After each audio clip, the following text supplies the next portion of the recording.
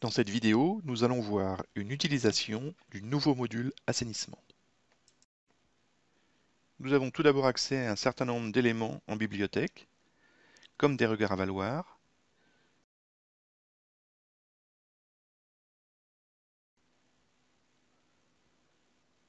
des déversoirs d'orage, des désuileurs, des têtes de pont, qui sont de simples blocs AutoCAD en 3D. On va venir ici insérer une tête de pont. L'insertion se fait à la fois en plan et en 3D. Pareil pour le désuileur. Les objets apparaissent directement en 3D.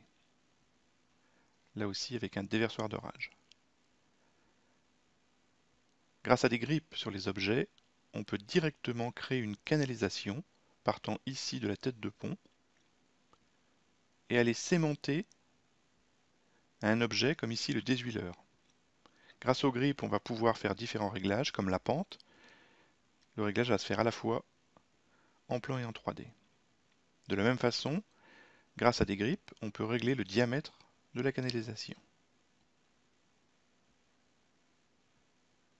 Là aussi, on va créer une canalisation qui va aller raccorder le déversoir d'orage,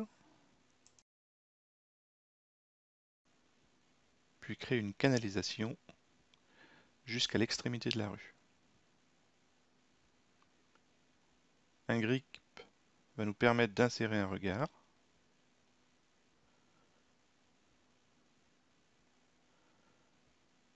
Et là aussi, depuis un regard, on peut faire partir une canalisation.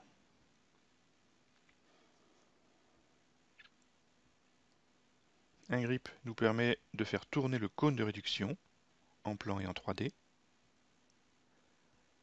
On va ensuite pouvoir créer des branchements en se raccordant soit sur la canalisation, soit directement sur le regard.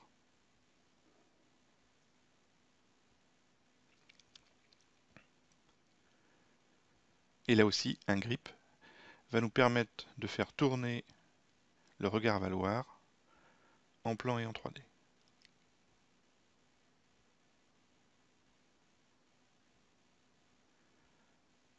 Une expertise nous permet d'afficher l'ensemble des problèmes, comme ici des collisions entre deux canalisations. On peut afficher une coupe d'une canalisation dans une palette, et on voit bien ici la collision. Dans les propriétés AutoCAD, on va dire que ce tuyau de U n'est pas un objet existant, mais un objet à déposer. Du coup, la collision disparaît immédiatement de l'expertise.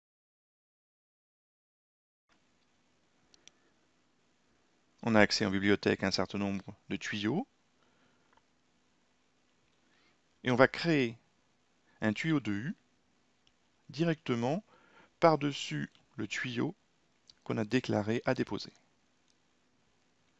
Les deux vont cohabiter. Dans l'expertise, on a de nouveau une collision entre deux canalisations, en particulier avec celle que l'on vient de créer.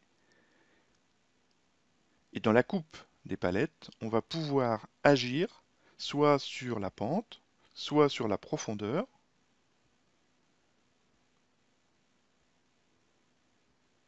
de telle façon qu'il n'y ait plus de collision.